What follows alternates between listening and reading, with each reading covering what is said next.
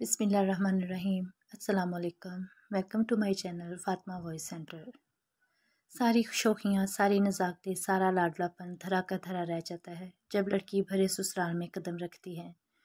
लड़की अगर कमसन भी हो तो ससुराल में बहू, भाभी, मामी, चाची के ओहदे पर फायज होने के बाद वो अपने ओहदे के हवाले से जांची जाएगी। छोटी छोटी बातों पर इसकी गलतियाँ निकाल कर इसे जलील करते हुए इसकी कम उम्री का ख्याल नहीं किया जाएगा। सिर्फ यही देखा जाता है कि वो एक बहू है जिसका काम मुफ्त में पूरे ससुराली फौज की जिम्मेदारी उठाना है। शादी से पहले छांट छांट कर खूबसूरत बहू घर में लाने वाले लोग 1.5 से 2 साल के अरसे में बहू की सारी खूबसूरती का बेड़ा गर्क कर देते हैं। वक्त पर सबके कपड़े धोकर इस्त्री करके देने वाली बहू खुद बेतरतीब में हुलिये में नजर आती है। वक्त पर सबको गर्म रोटी बनाकर देने वाली को अपने ही खाने का होश नहीं रहता। लोग कहते हैं कि ससुराल बुरा नहीं होता। बेशक ससुराल बुरा नहीं होता, मगर वहाँ के लोगों के रवैये लहजों की कड़वाहट रुला देते हैं। थकन काम की नहीं, बेरुखी भरे रवैयों से होती है।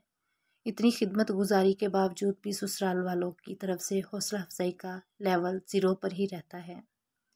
मेके में ज़रा ज़रा सी बात पर आंखों में आंसू छलकाने वाली आंसुओं को पीना सीख जाती है। भाइयों की लाडली सब्र के कड़वे घूंट पीना सीख जाती है।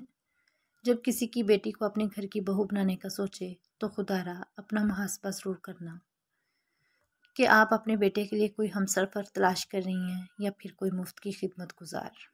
नुकरानी जितनी खुशियों और लाड प्यार की तमन्ना अपनी बेटियों के लिए करती हैं, इसका कुछ हिस्सा अपनी बहू पर भी निछावर कर दिया करें।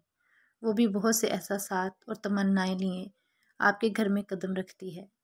इन्हें दिल से इस बात का एहसास दिलाएं कि ये घर इनका भी है। अपने लहजों की तलवार से इसका दिल छलनी ना करें। इन्हें एहसास दिलाएं कि बहू से आपके घर की और आपके बेटे की ज़िंदगी की रौनक है।